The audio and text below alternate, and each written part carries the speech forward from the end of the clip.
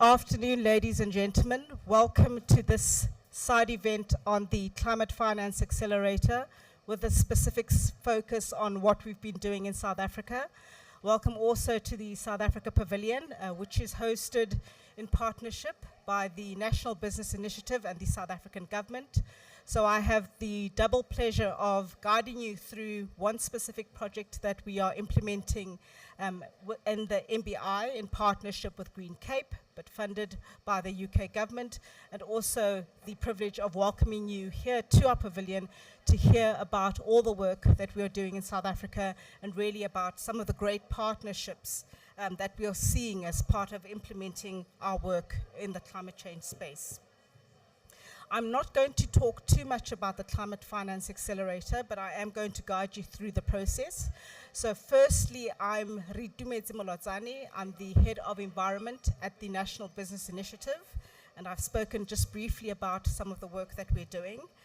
But to give you just a high-level understanding of what the Climate Finance Accelerator program is, so this is an initiative that has been going on since 2021, and it's implemented in various countries.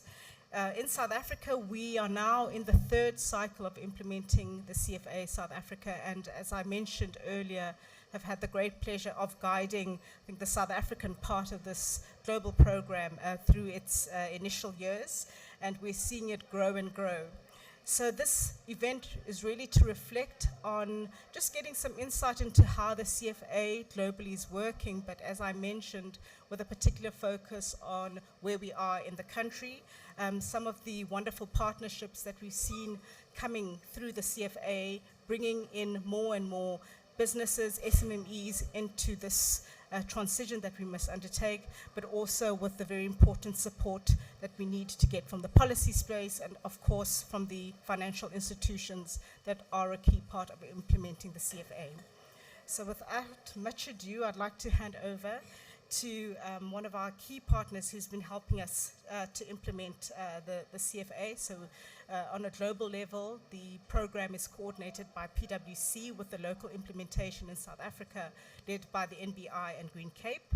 So I'd like to welcome Ian Mulborough from PwC, who will give us an insight into how the CFA is working globally and share with us some also very exciting projects that are being implemented in South Africa through the CFA.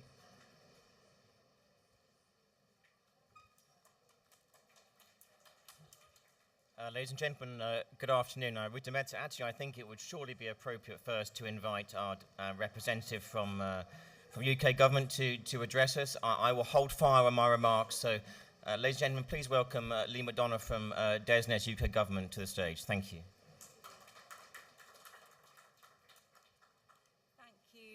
Ian, can you hear me okay? Is the mic in a good place? Great, thank you. As Ian said, I am Lee McDonough. I'm a Director General in the UK government with responsibility for net zero delivery and international climate policy. So I'm absolutely delighted to be here today to make a few opening remarks to this event. So, you know, we know that mitigating climate change is going to require a 3- to 6-fold increase in investments by 2030. With investment to emerging markets and developing economies going to be absolutely key to closing the investment gap. But barriers to accessing finance, including poor investment environments, low awareness of project pipelines, and wider macroeconomic risks are pervasive. Businesses and entrepreneurs with innovative climate solutions can play a crucial role in building investment pipelines to deliver NDCs. And the UK is really proud to work with 9 countries, including South Africa, to develop and scale these solutions through our Climate Finance Accelerator, or CFA. And to date, the CFA has provided tailored capacity building support to 156 projects seeking over $3 billion of investment and helping them to connect with investors. The first 19 projects have closed, securing $286 million of private finance, with many more details to come. And the CFA has been working with South Africa since 2017, and we've supported 28 South African businesses and entrepreneurs seeking $949 million worth of investment. And 2 months ago, the CFA kicked off a new round of support in South Africa, which has already received, I think, 166 applications from 8 South African provinces. So really great engagement with this fantastic programme.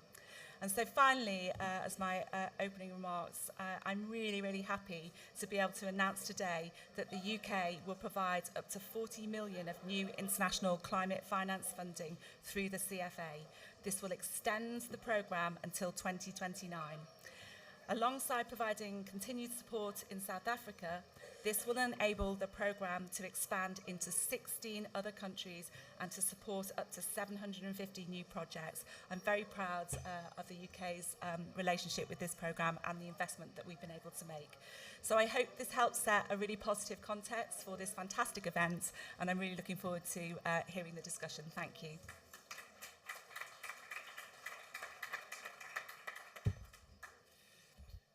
Well, ladies and gentlemen, I'm sure that is a great piece of news for all of you. I've already had so much espresso today, and with that news, I feel I might get overexcited. But I'll try and contain myself to share some remarks about the programme and really, hopefully, bring it to life for you all over the next 10 minutes or so.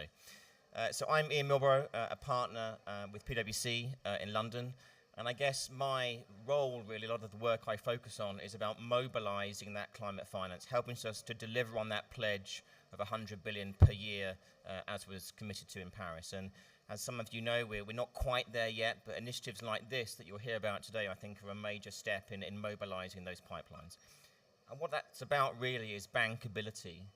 We have amazing ideas from entrepreneurs across South Africa and across the other countries we serve under this programme. But they need support to convert those ideas into investable opportunities that capital providers can get behind. So what I want to share with you over the next couple of slides is kind of what the programme does and a bit of a vision for the future, and then bring it to life in a little bit of a video that showcases some of our activities. So if you could move to the next slide, please. So as you heard from Lee there, CFA is a technical assistance programme funded by UK government. UK government has supported the concept of the CFA actually since 2017 with pilot activities in Nigeria, in Colombia and in Mexico. This CFA is now in its 3rd year, and the great news you've just heard, a commitment to fund the programme in the future. Those are the countries that we fund there in the right-hand side of the chart. A huge diverse range of economies represented there. I had the privilege of being in Lagos, Nigeria 2 months ago for a CFA event, and I was in Hanoi, Vietnam earlier in the year. Very different economies, very different needs of project developers to bring capital to the table. But the objectives and the targets of the CFA are set out in those 3 columns there. So often we find there's a lot of activity going on, but those projects are not really yet bankable. What do I really mean by that for a non-specialist? So it means converting that idea into an investable business proposition that you can go to an equity investor or go to a debt provider and say, fund my project. So it's understanding the commercial model, the business opportunity, whether you've thought about the supply chain risk, the FX risk, the macro risk, all those kinds of things that investors need to understand to get comfortable. So what this program does is tailored technical assistance to support those project developers on that journey. We're also a bit of a matchmaking service. So often there is a difference in language, a difference in approach between those who are trying to develop projects and what financiers want to fund. Sometimes that's dictated by the macro policy environment in the country, and sometimes it just reflects a bit of a lack of understanding about where value may be created in the future. So we really work with the projects we support to get them to that commercial viability stage. And finally, just go back slightly. And finally, what I call the CFA is often serves what's called the missing middle. So there's lots of innovative on-the-ground opportunities happening, and there's the macro policy context of translating those NDCs into policy mechanisms.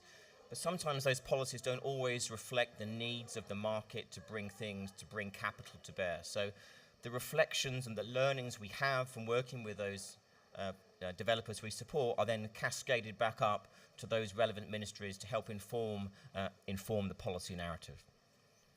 So what does the CFA cycle look like? Next slide, please. This is broadly what we do in each country, and many countries have gone through a number of cycles of CFA, including South Africa. As I mentioned in my opening remarks, the country context is really important. This is not a one-size-fits-all approach. So we need to understand what the supply-demand landscape is in the particular country, who's involved, what do the capital markets look like, how deep are they, and who's funding what and why, what's the strategic rationale. We run a call for proposals that's very transparent and open. We then select those projects and they receive a tailored program of support over many months. And essentially this is about getting them comfortable to produce a heads of terms or a business plan that allows them to move down that road of seeking finance and getting a deal away. The third event is bringing some of those projects to London.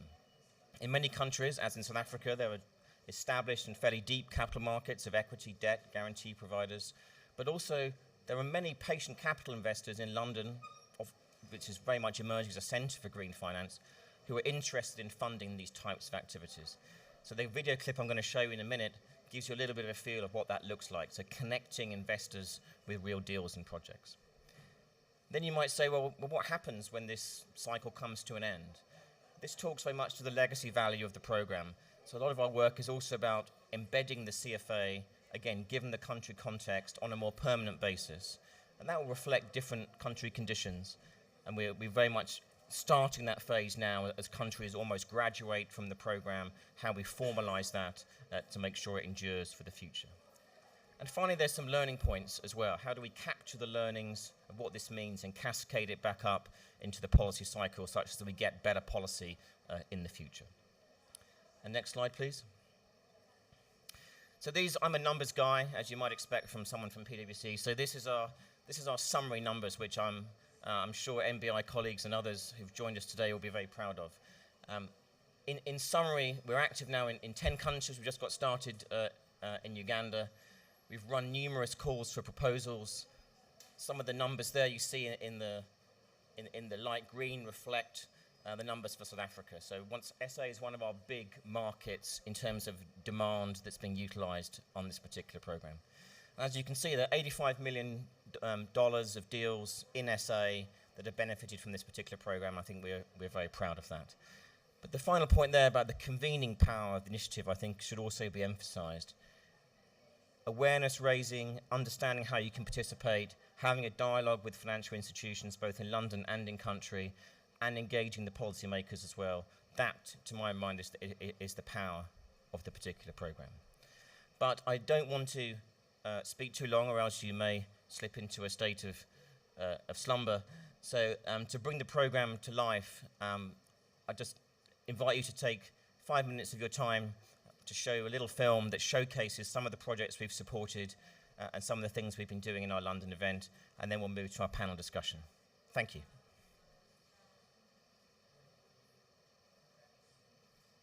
We just check we have audio, please. Founder and CEO of Utility. Our project is hybrid power to homes. Utility is a solar power to homes provider offering a full stack solution which includes context-specific software, easily recognizable hardware, and payment options which include the pay-at-pace utility lease and the subscription option. In the future, we hope to install as many of the utility pace hybrid battery storage systems as we can. Our target is 1 million homes in 10 years.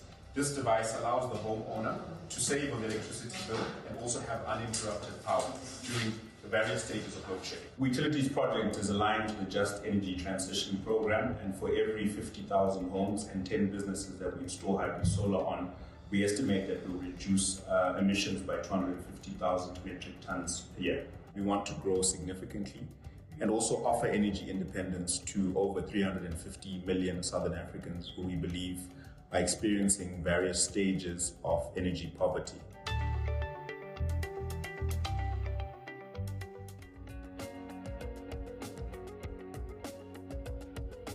My name is Omar Malik. I am with Shams Power, a developer of commercial and industrial solar power projects across Asia, the Middle East and Africa.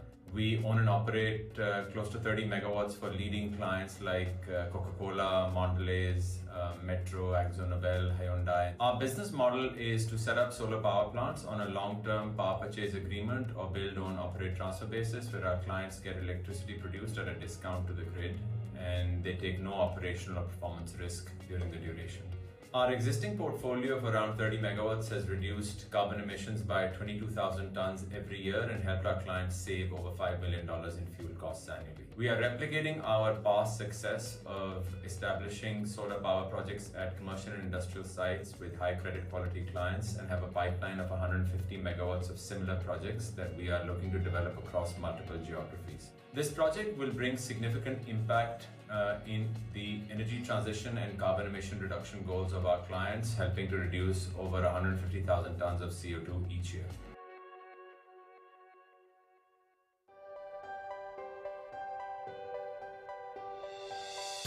Hi, I'm Al Daya, Chief Corporate Development Officer at Source Global, and I'm here to tell you about our project in Monterrey, Nuevo León, Mexico, where we're providing clean drinking water to school students. Source Global developed and manufactures the Hydro Panel, a unit that uses just sunlight and air to make clean drinking water virtually anywhere in the world. We are taking our product and deploying it in Monterrey at schools where there is limited or no access to drinking water and providing students and teachers there with that water access. Phase 1 of our project is providing Source Hydro Panels on 2 schools in Monterrey, giving safe, clean water produced on-site for 500 students and teachers. Typically, communities rely on plastic bottled water or trucked water to meet their need. Installing Source Hydro Panels on-site, we eliminate the need for those plastic bottles and for trucking, and all the carbon associated with that. A single Source Hydro Panel eliminates 57,000 plastic bottles during its lifetime of production. We'll be installing thousands in service of the need of the city.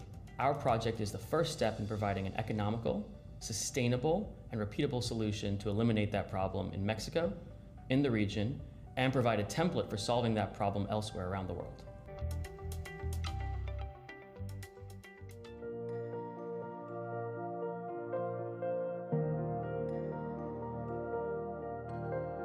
One of the key challenges between early stage projects and private side capital is that sometimes the stakeholders don't speak the same language. We really need to see an improvement in the pipeline of interesting, viable, potentially investable opportunities that are coming our way. And this sort of event is all about doing exactly that. It's about connecting potentially investable projects with interested investors. For us, it was really great to have all the markets in terms of climate financing together here in London and have the opportunity to present for them all the projects that we're making and also get feedback for them in a safe space. It's been a rewarding experience hearing some of their pitches and the questions they've been asked and how they've responded to those questions. The projects from Turkey, how they're dealing with their macroeconomic situation, which is similar to Pakistan, how some of the African projects are responding to challenges there.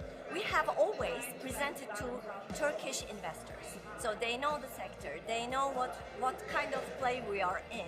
And for the Western countries, we have different challenges. The climate effect, if we want to really achieve that, we have to move all together. It was also good to hear that there could be collaborations even between us and the people from other countries, even from a business point of view, or even just sharing ideas. That has been, for me, one of actually the highlights of the week. It's been a very great, useful business opportunity to hear of various projects, both in our home market in Africa that we invest in, but also to see what's happening in other markets around the world. They've been of a very high quality. I would truly recommend the CFA experience to anybody. The experience of doing it and going through the process, it allows you to grow, it allows you to better your story, to better your business model, and it's a true experience that I would recommend for everybody to do.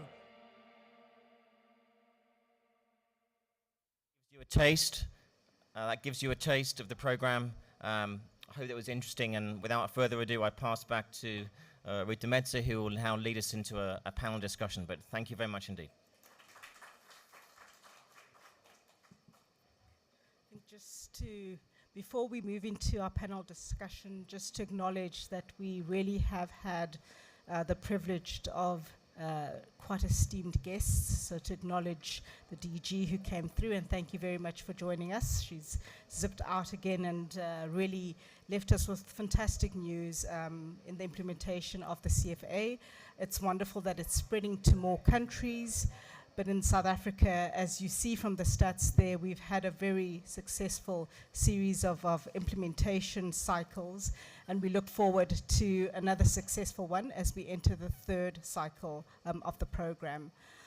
We are now going to move into the panel discussion, so we are quite fortunate that we have, I think, somebody who, I can call you a veteran of the CFA, Sarah, who's been part of the CFA and has got excellent insights into the CFA program. But in addition to that, we are joined by another important part of the work that the CFA seeks to achieve. So obviously, in addition to identifying and supporting projects, and these are embedded in companies, demonstrating successfully how we can actually achieve this transition, I think both from the technological perspective, but also how these are embedded in viable economic models. And then that third component of really building up businesses that are providing the services and the products that we need to see going forward. So those are very important aspects, but additionally, the CFA also seeks to then mobilize and really engage the financial sector in understanding what the project pipelines are, and a very important part in helping to build the capacity of the projects that we work with. So they give of their time, they give of their insights, they sit with us, they sit with the projects, and we really work together to improve those projects and to make them even more viable, to sharpen what their value propositions. And then ultimately, as you can see there, we have been quite successful as well in being able to attract finance and being able to link these projects and the project proponents to financiers who are looking for great value and a wonderful place to invest in. So in addition to Sarah, who's joining us and really has been part of coordinating that aspect from the finance and really bringing in those expertise, we are joined also by two wonderful panelists. So we're quite privileged to have everybody in the room. So we also have Ms. Nazmira Mula, who's the Chief Sustainability Officer at 91. And we also have Mrs. Catherine Kaufman, who is the Group Executive for Project Preparation at the Development Bank of Southern Africa. So we've got a fantastic kind of lineup, rich in experience and insight, and obviously rich in also helping us to get investment to the projects that we need to get investment actually going. So if I may start off with, and I think Sarah can really give us some good insight based on her experience, working in the CFA over quite a long period of time. Sarah, from your perspective, if you can share with us what you see as the value of the CFA in building pipelines, and maybe to reflect specifically on what you've seen in the South African space as well, that would be great. Thank you. So I've been involved, as Retmusi said, with the CFA for the past 3 years. Actually, our first market was South Africa when we started. And it's a very iterative process because over the years, we streamlined the process quite a lot. It starts with a very detailed questionnaire. We have in each cohort over 150 applications, so we need to sift through and choose the right climate project. Once we have that, we also take into account a portfolio approach. We don't only focus on EVs and solars and some of the well-known sectors, but we try to give a diversity and to bring into the cohort like also companies like in BSF, black soldier flies for animal feed and human feed. It could be vertical farming, it could be drones and precision farming. So because when we talk about climate finance, over 60% goes into well-known sectors, but there's much more to that, and we try to bring on those opportunities. What we also do with this project is really very structured over a 3-month period, from one-on-one meetings to group webinars to session where we dive deeper into the financial model, we look at the governance structure, we help them understand the language of the investors, but most importantly, articulates the business model. And what I've noticed in my interactions with a lot of these companies are they are very good at explaining the challenge and what they are trying to solve, but sometimes they struggle in articulating their business model in a very convincing way and to deliver that elevator pitch to grasp the attention of the investor by dropping like their experience, quantifying it, but also telling the story and why it is important what they are doing. So some of the insights, there's a lot of insights like we've done so far, 2 to 3 rounds in 10 countries. But what's interesting is, as a climate finance experts, we see and we can compare the business models and what it works. Maybe in a South African context, just wouldn't fly in Mexico. Some very profitable businesses, for instance, in the electrical vehicle space, works well in Pakistan, but struggle in South Africa because of the import duty. Import duty in South Africa are around 40% in electrical vehicles. When you see in Pakistan, depending on the category of the vehicle, it goes down to 0%. So we can see like how it needs to be adapted to the local ecosystem, to local NDCs, and also the finance parties and like what financing instruments are available. I will share just like 2, 3 examples, like just working with those companies in South Africa specifically.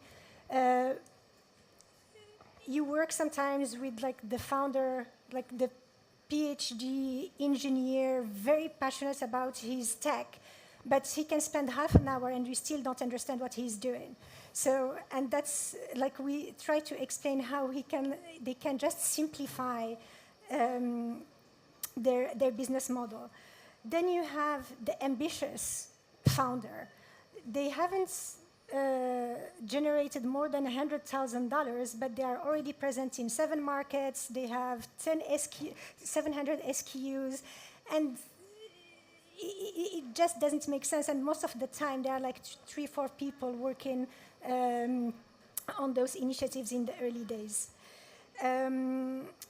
And then obviously like another type are the unrealistics, like both in terms of amounts and in terms of timing. They think that they have these great ideas and everyone is lined up to get them the funding, not understanding that it needs to be prepared thoroughly and there is a lead time and they need to prepare their time into the market in their discussions with the various investors. So there are a lot of work that we do to get the companies from where they are in the beginning to being investment ready by the end of the process. Thank you. Thanks, Sarah, and I think thank you for giving us such great insights and really kind of structuring and giving us an indication of the types of businesses that we're dealing with, the types of perhaps opportunity seekers that we're dealing with, and really that the CFA, as far as possible, is trying to enable to get to the next step. Perhaps if I can now move and talk to our investors, so both to Ms. Hoffman and to Ms. Muller, just to give us an indication, having heard what Sarah has said and you are on the other side looking for the projects that can provide value and that are investable. Perhaps to reflect maybe at a high level what it is that you want to see in these projects, but also then how do you think CFA can come in and help to deliver those projects, because that's what we want to see. We know we need strong and deep pipelines over a sustained period in order to meet our climate objectives. So I'm happy to hand over to Ms. Hoffman first, if you Perhaps like to go ahead. I was going to say maybe I should start because my journey is just a little bit earlier. Yes. So just to give you context, so the development bank is obviously, it has a lending and a transacting arm as well. But where I specifically preside is over the project preparation area, which speaks quite closely to what CFA does. And really it's a response to that old age problem that there's a lot of money in the system but not enough bankable projects. So what we try to do is we intervene where you have a problem of not having enough funding, high-risk capital, to get projects to bankability, firstly. But as well as where there isn't enough capacity, even within the state, to plan around certain projects and to plan at scale.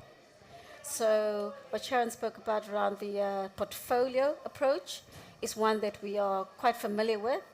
And in terms of having the ability to build infrastructure and develop infrastructure at scale and speed, that is something that it's quite a close strategy of us, and we've developed quite a few programs to reflect that. I think most importantly is that getting investors incentivized to invest and speaking the right language to get them there is an important part of our job, is to be market makers in a way, to go into places where private sector is a little bit uncomfortable, so really early stage development, but also to create new asset classes. I think there are a few already in the cards that will be spoken about at COP. For example, the water reuse program that will be running quite soon. We've received funding from one of our climate finance partners, GCF.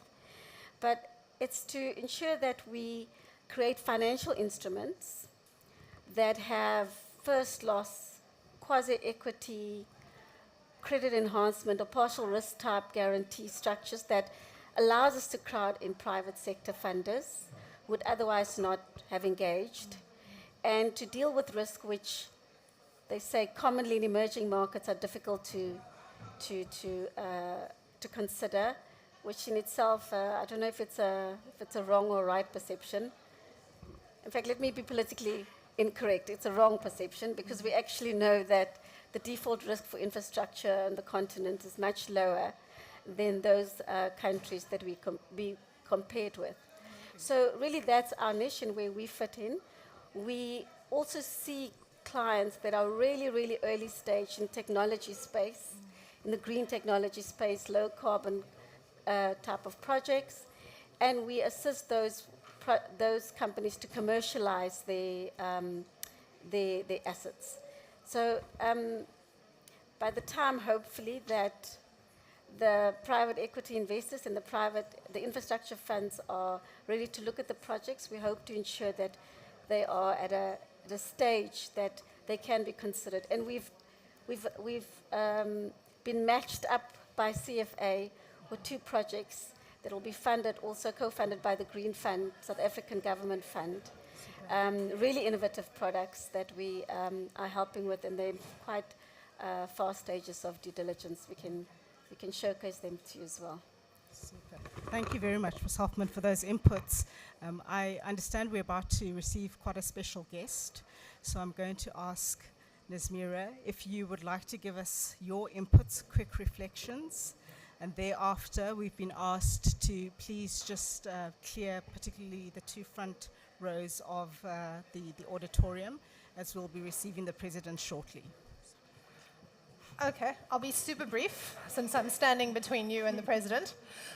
No pressure now. I think as an investor, we have 2 views that play into this. One, we have a developmental fund, and which funds infrastructure across the continent, which has access to a facility very close to CFA, and it's exceptionally valuable, because you have projects being done in difficult places that are passion projects.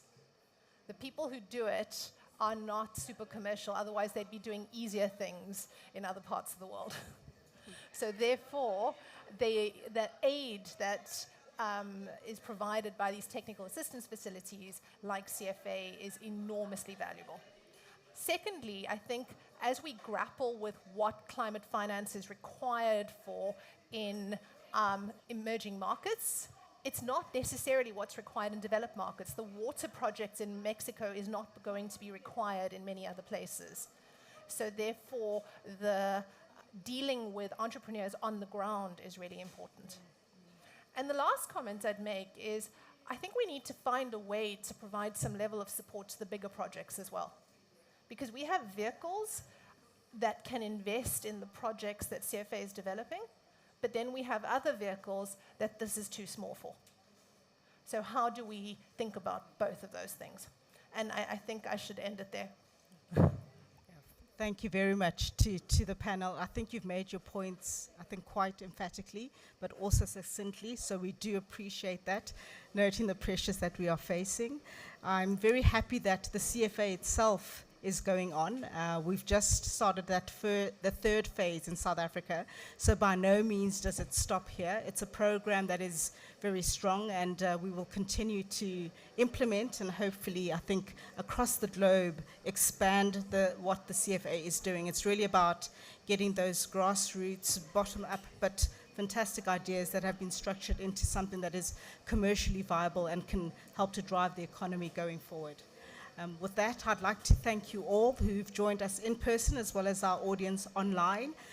Please do bear with us, but we have a very special guest who'll be joining, and I think really adding to the wonderful conversations that we are also having at the Pavilion already. I'd like to thank you very much for your participation.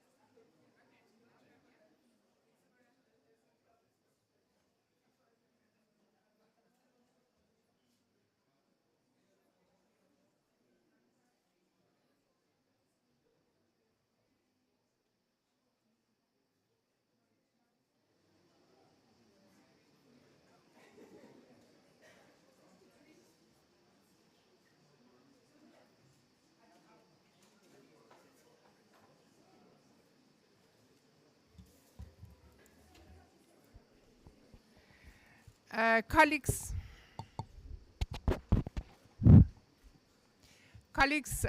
good afternoon, and thank you very much for this very warm welcome to His Excellency President Cyril Ramaphosa to our pavilion today. President, we thought that we would give you an opportunity just to greet members of the business community and members of civil society, government delegates, all of whom are gathered here this afternoon.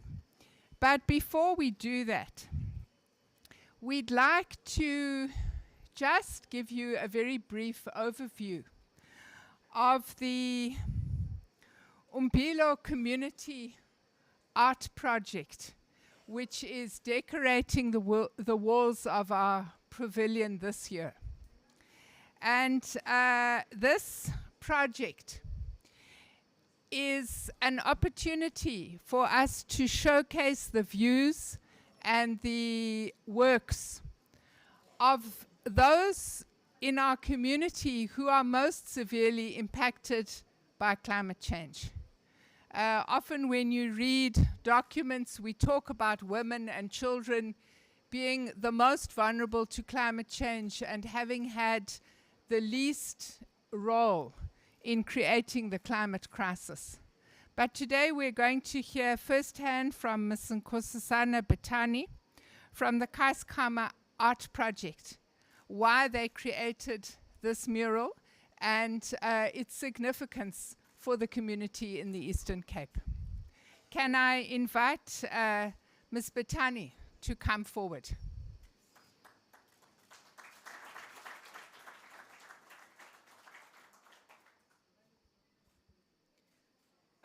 Good afternoon, everybody. My name is Nkosazana Veronica Betani. I'm from Hamburg, the small village in Hamburg, Pedi in South Africa. Bathi kusengqushwa xa beyibiza. Yes, in the Eastern Cape, President. We are the women that are located right deep next to the sea. We named the project the Kaiskama Art Project because it's allocated where the river reaches the sea. So which is the river that is coming from the Kaiskama River. So that's where we based. Doing the artwork like this, we do have workshops about the climate change, partnering with the WWF, which is based also in Hamburg. They have offices in there. So they come up with us with this thing of it was happening. But when I'm here, I hear that, okay, this is a big thing.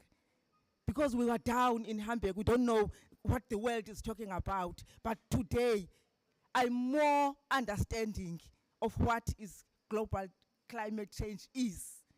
It is killing us. As I'm standing here, I'm the woman who's living with HIV, epileptic, and hypertension. I'm the granny of 6 grandchildren. This thing is just killing us because we never planted it the way we used to plant. We never reap the crops that we used to plant in our lands. Running out of water is another thing. So to us, you sit and it's hot. When it's hot, I can't survive with my epilepsy. I have to stay at home, not going to work either, because the heat is hitting me. So by doing the artwork like this, it's a pity that I don't have a microphone because I was going to go around and show.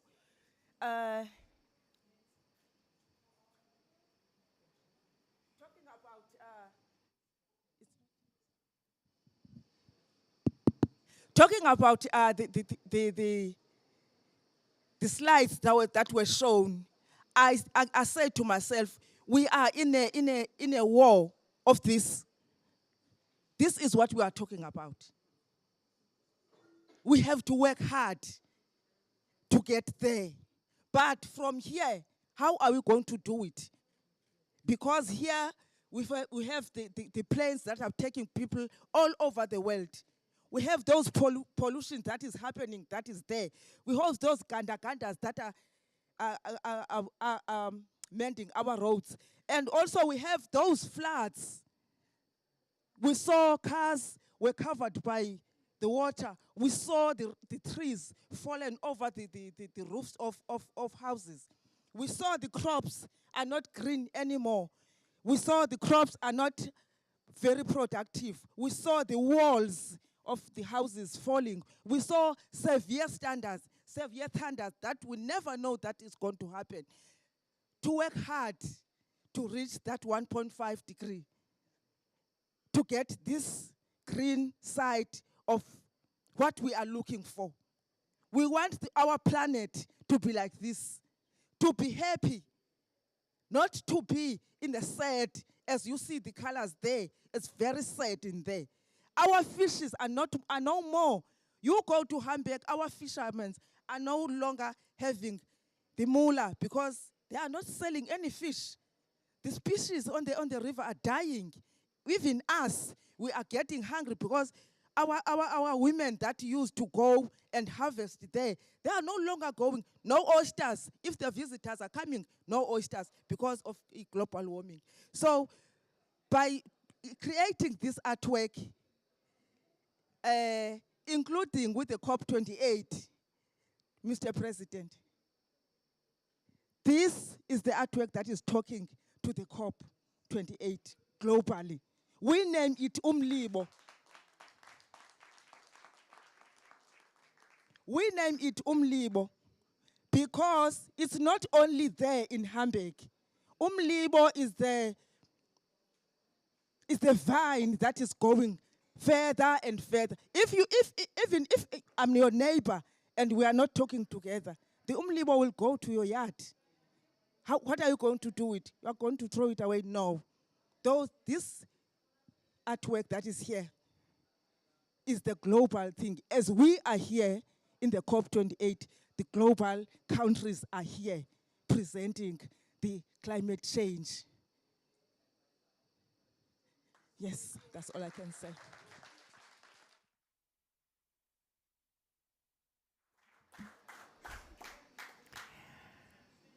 They say a picture tells 1,000 words. I'm sure that no one can better explain the impact that climate change is having on our communities than this explanation you have heard this afternoon. Allow me just to invite Dr. Shamila Subramani. She is the CEO of the National Business Initiative, and she will just give a few welcoming remarks to His Excellency the President and also explain what will be happening here over the next few days.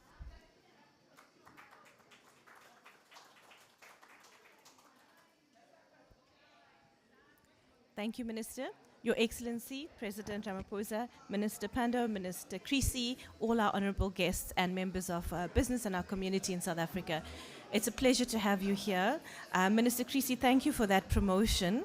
I've learned about my PhD today then, and I think is it a function of having taken on this job? So that is a tough act to follow, and I won't even attempt to do so. Thank you, ma'am. What you've said encompasses exactly what we're here to try to achieve as a global community, and that is concentrated in a microcosm. South Africa represents every bit of the challenges that we face.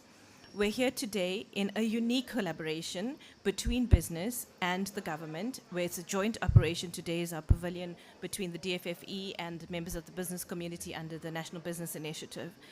I would like to say thank you firstly to the government for allowing this unique collaboration, and it is at the heart of what we know needs to happen, which is that we're not going to achieve what we would like to see on this side without that part which largely represents our industries working together with civil society and our governments to be able to achieve this. That is at the heart of what the members of the NBI are doing in relation to being really leaders in sustainability and making that effort collectively to drive action for systemic change on the ground.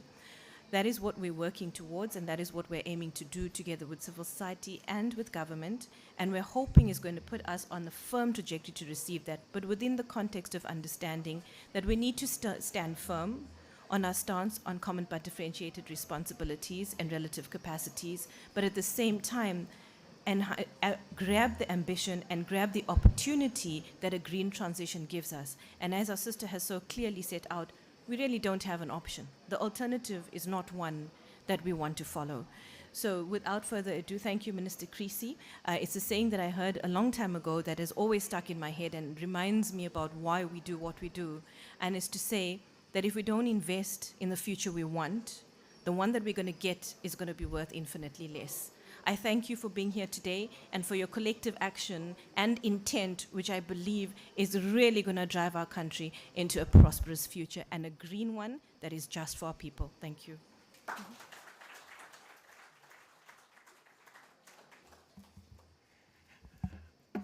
I was surprised when I saw you'd been awarded a PhD, Shamila, but you know, ministers read what's put in front of them, good ministers.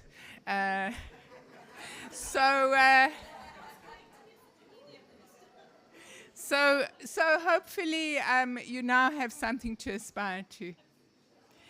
Ladies and gentlemen, it's now the time when I would like you to welcome His Excellency President Matamela Cyril Ramaphosa, who's going to just make a few remarks and welcome you all to Team South Africa today. Mr. President.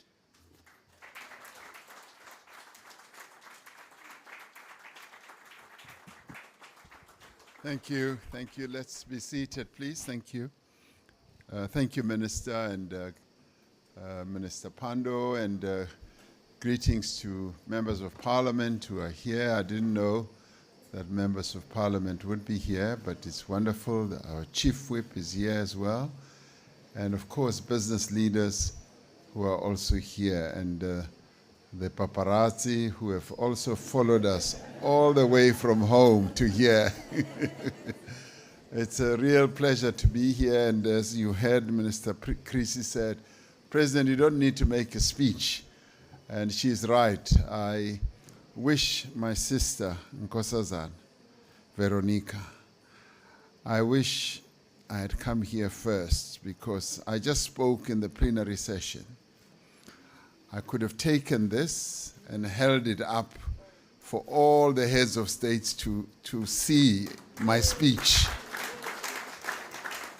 Because this, in more ways than one, represents what I said and should have said. Because this is the full speech that should really ever be given by any head of state, in talking so eloquently about the impacts of climate change, but also our aspiration to get here, to this green part of your painting or your artwork. I think this belongs somewhere. If it does not belong in the United Nations building, at least it belongs in the union buildings. So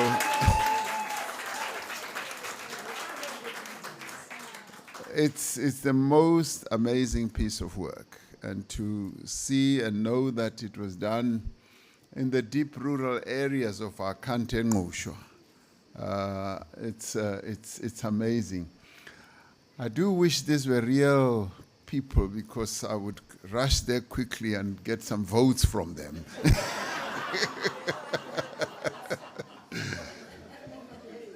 So it's wonderful that you have been given the opportunity to come and show the art that South Africa produces. This is a natural art from our country, and I'm really, really proud of what we can do, because it speaks so much about contemporary issues, but it also speaks about the future that we want. As I said, I spoke just now recently in the plenary session, and we obviously are here at COP28 hoping that COP28 will yield something a lot better than the previous COPs. But we've also brought our Just Energy investment plan. It's a tome this thick. You will recall that at COP26, we had in Glasgow, we struck a deal with a number of countries that were willing, prepared, and able to invest up to $8.5 billion.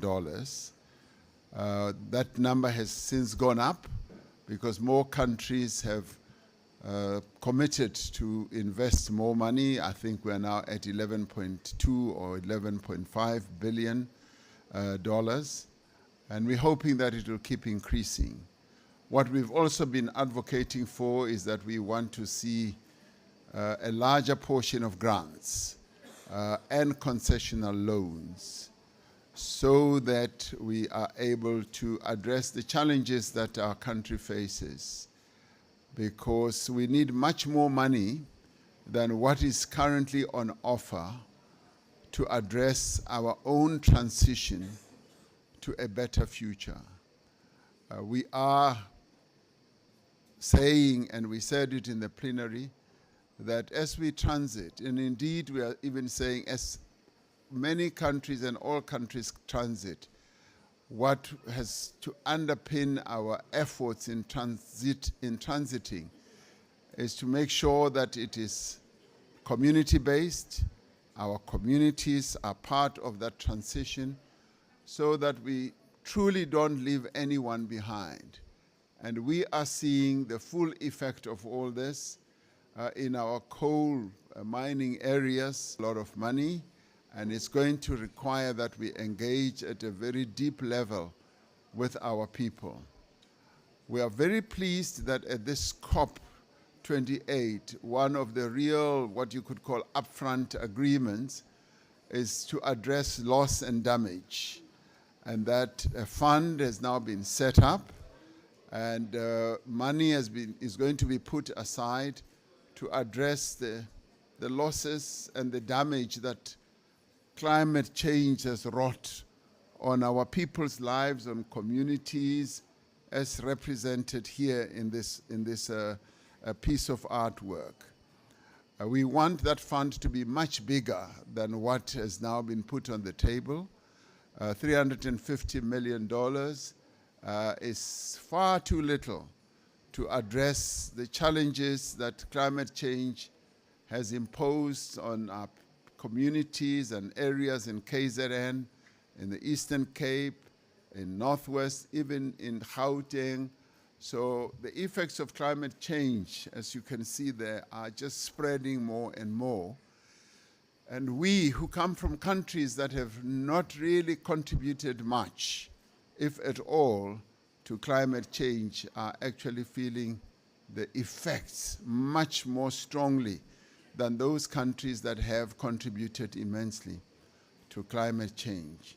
So this COP, for starters, and people are still going to be here for 2 weeks. Minister Creasy is still going to be here for quite a while as the negotiations and the discussions go on.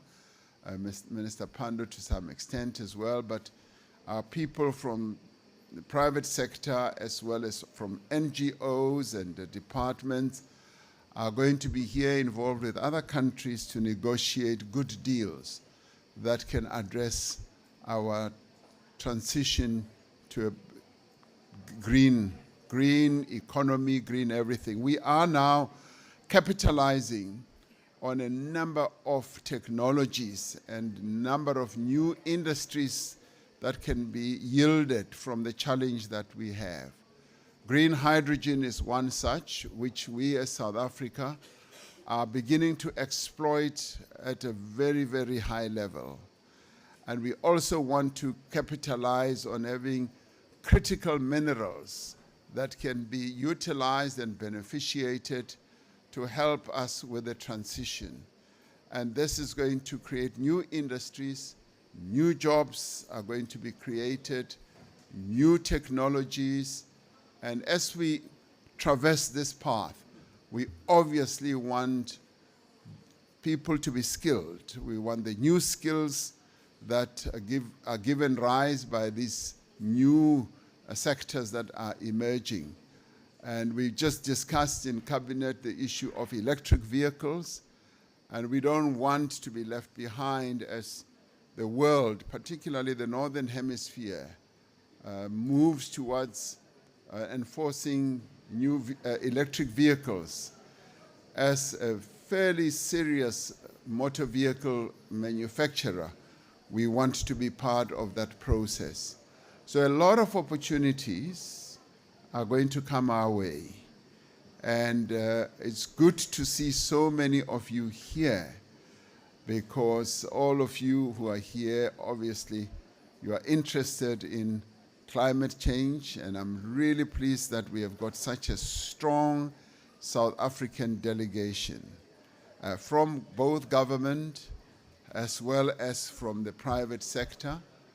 It's good to see that our people, even in Hamburg and Mushwa, they are, immersing themselves in the debates about climate change and getting to understand it and also interpret it in the way that it is interpreted here. So I want to applaud you for being here, and I feel like, you are really energizing us all as we address climate change. And I'd like to call on you to continue in the work that you are doing in the various iterations that you're involved in. I can see that there are students here as well. I can see that there are NGOs. I can see that there are a lot of people who come from various sectors.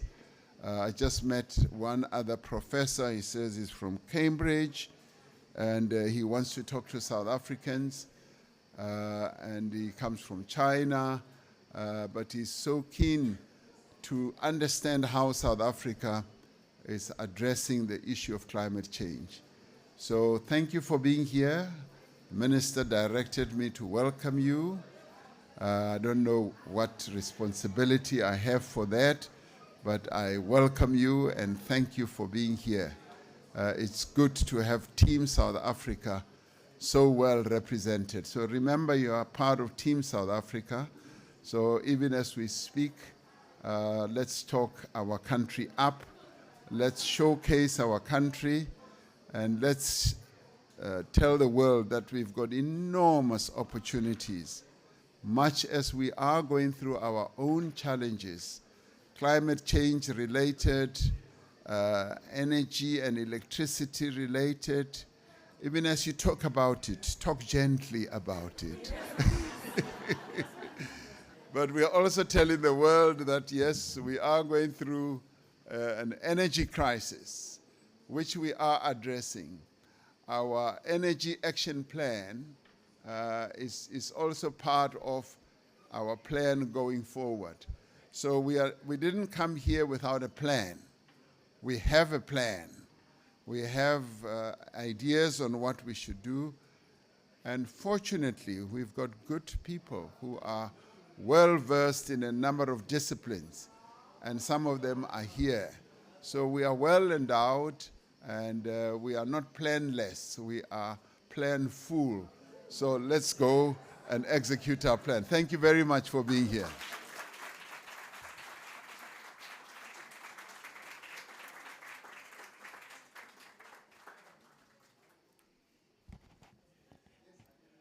Mr. President,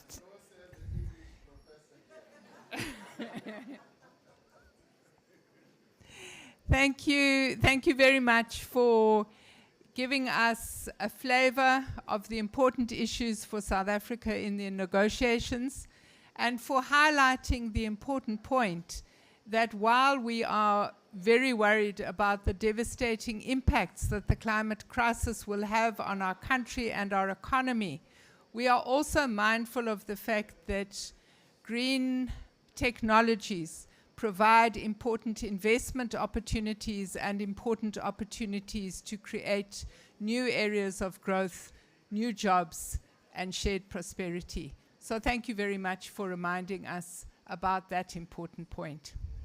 Colleagues, before I conclude, allow me just to take this opportunity to thank two of our colleagues who have helped us a great deal in putting together everything that you see before you.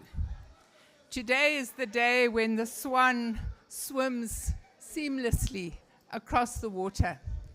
But as you know, with all swans, there's a lot of paddling that goes on underneath.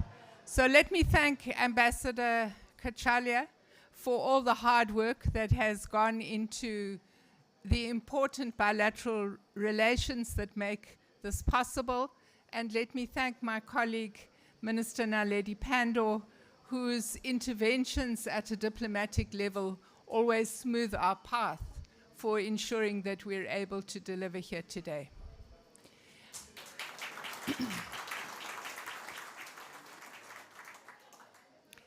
On Tuesday afternoon, we will formally launch this pavilion, and I think on Monday afternoon, we will host the entire South African delegation. We will be sending out invitations to you to a pre-COP briefing, and we hope that you will take the opportunity to attend. That concludes our opportunities here this afternoon. And Mr. President, I have had a request from the NBI team who've spent sleepless nights putting this together to have a family photograph with you. I want to suggest that the NBI team come forward and we do it here because I'm sure as we move out, it might get a little congested. So if all of the NBI staff members can come forward and have a family photo with the President.